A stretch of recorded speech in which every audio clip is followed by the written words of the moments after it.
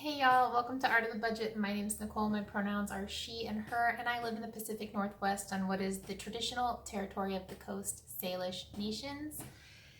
Today is the last day of vlogmas. I don't really know what day it was supposed to end, but I decided to put a video up every single day that I could of December. I do have a couple of videos or a couple of days that I have footage for, and so those might come out sprinkled in January, just because I was traveling and didn't have time to edit and upload. So you can look forward to seeing just maybe a couple more Vlogmas videos. My little cat Junior's walking around. Hopefully he won't shake the camera too much. Anyway, happy last day of Vlogmas, otherwise known as New Year's Eve. So happy almost New Year. I wanted to talk to you today about my goals for 2020, and I wanted to just do a quick combo video of going over my goals for 2019 and whether I achieved them or not, and then talking about my goals for 2020. This is specifically money goals because I worked a lot in the last quarter of 2019, and I would have to say that I'm experiencing burnout. I know, like, I'm not the only one, but I've just decided that my kind of gift to myself is that I don't really need to worry too much about goals until the second quarter. And if I feel inspired before that, then I will work on them. But in the meantime, I really just don't feel that like creative spark that I usually feel. But that said, during that really busy last quarter of working a lot, one of my favorite things to do in my brain was to think about my financial goals for 2020. So let's get into it. All right. Before we get started, down below, let me know one of your favorite goals that you've set up for 2020. Okay, so for 2019, I had 12 goals, and I actually did a check-in about halfway through the year, and I'm just going to quickly go down and say whether I met them or not. So number one was to get my credit score to 775. I just checked my FICO score through Bank of America, as I have an Alaska Airlines card, and I think it was 776. I also use Credit Karma, which I've talked a lot about Credit Karma in the past. And so I get two scores, and they're not the FICO model. One is 778 and the other one is like 768, so not quite 775, but considering that's a little bit of a like soft, I'm gonna call that a check mark. Okay, number two, save 10K. I did that. I officially have $10,000, which is about my 3-month emergency fund. It's sort of 3 months take home, 6 months bare bones, and I've got that saved up. I had altered that goal thinking that it'd be cool if I could save an additional $3,000 to be like technically 1 month ahead, and I would say that I technically didn't achieve that part. And you know, I have like a lot more liquid kind of cash and like more sort of like a backup, if that makes sense, but I don't like officially have 3K saved to be a month ahead, but I've got my $10,000 emergency fund saved. So yay, pay off my parents. So I owed my parents a total of $10,000. I had $4,600 left to pay them this year, and actually just today their check went through and I've officially paid them off. So $10,000 paid, that was $4,600 this year paid. Number four, another year of pension contributions. Because of my job, like class, or whatever that's called, because of the type of job I have, I must contribute to a pension, even though I'm not sure that I will be here in this job or in this state long enough to take advantage of the pension.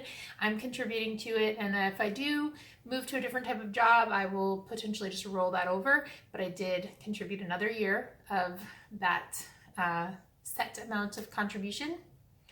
I also did another year of public service loan forgiveness payments, and as y'all know, I do all of the paperwork. I'm very fastidious, and I make sure I see that number go down every year. It's not actually like right now, it's actually like in the fall, but I saw that number go down. Boom, done. Number six, max my Roth. did it. The last contribution has left my account. It hasn't quite hit into my Roth account, but I will see that in the next couple of days, and that's going to feel so good. But that is officially done.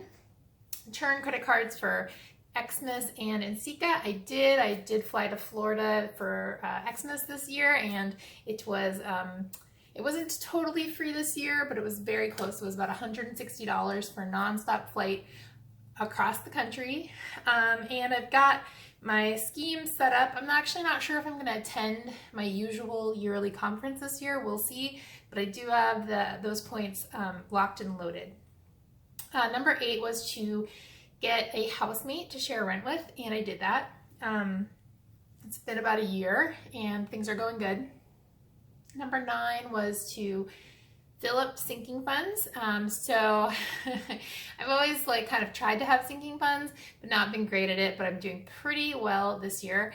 I will share when I do my wrap up, my goal, what are they called? My savings tracker and my debt tracker. So you'll see where I'm at with that. So I think I did pretty good. I got pretty far ahead with that extra income I had coming in October, November, and December. Okay, so my number 10 was get a full-time tenure track teaching job. And at the mid-year, I didn't think that was not going to happen. Those things usually start in the fall, and so I decided to change that goal to apply for every job that I'm qualified for. I'm not going to lie, working so much in the fall made it hard to apply, but I did apply to a few jobs, and we'll see if I hear anything from them. Okay. Number 11 was to share 5 to 10% of my income, and I was pretty good about sharing about 7% of that. That's my intersectional feminism category, and yeah, I kept up with that pretty well. So there were a few months where I was a little under, and that's of my base pay, just to be clear. So I think I'm gonna call that a win. And then number 12 was to keep up with business stuff. I really didn't do a lot of business. I really focused on teaching for that extra income, but I was able to pay my sales tax every quarter, and in the new year, I'll re-up my business license. Okay, so now I'm gonna go into my 2020 goals. And I've kind of broken them up a little. I think I'm going to changing the way I structure it. So number 1 is kind of the category of credit, and I'm going to just maintain that excellent credit score. Number 2 is savings, and I've kind of talked about this a little. My big goals for 2020 are to save about $5,000 into a car maintenance / car repair, car replacement fund, and then to save $5,000 as the beginning of a down payment fund. So based on what I think I'll have to work with, those are very doable goals. So yeah, that's my savings goal. Debt, another year of public service loan forgiveness payments.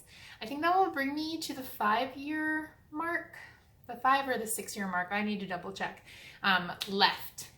So yeah. Retirement.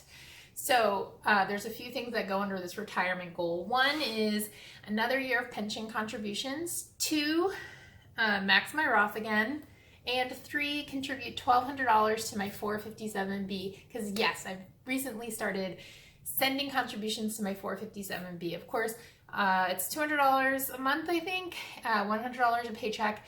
It's not going to anywhere near max that. I simply don't have enough income to max anything besides my Roth, but I'm excited to be adding to it. Altogether, between my pension, my Roth, and my 457B, I'm going to be contributing at least $1,000 a month or more to retirement. So that's a great goal for me, and to my base salary, that's about 33% of my take home. I never know how that works, since some of it's before tax, some of it's after tax, but it's a good percentage of my income automatically going to retirement every single month. And so next is etc., and that's just churn credit cards for my travel next year. Most likely Xmas and Ensika, but we'll see. And number 6 is my business. I currently have $1,500 of my emergency fund sitting in my business account so that I don't get any fees. So my goal is to save $1,500 to my business account based on income I make through my business, my small art business.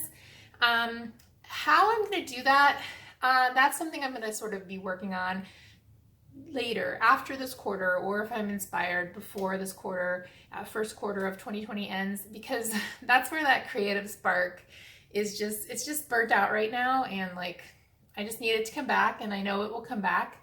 And there's no point in like stressing myself out about how I'm going to be creative in the new year when I know I'm just recovering from a little bit of burnout. So yeah.